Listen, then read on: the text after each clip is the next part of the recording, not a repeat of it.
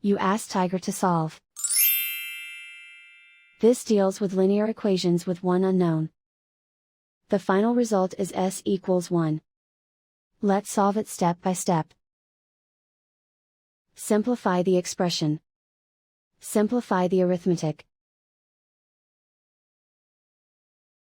Group all s terms on the left side of the equation. Subtract s from both sides.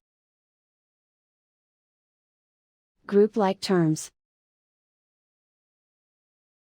Simplify the arithmetic. Group like terms. Simplify the arithmetic. Group all constants on the right side of the equation. Subtract 5 from both sides.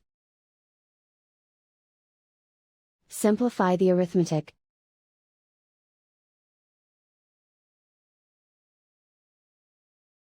Isolate the s. Divide both sides by -12. Cancel out the negatives. Simplify the fraction. Cancel out the negatives. Simplify the fraction. And so the final result is s equals 1.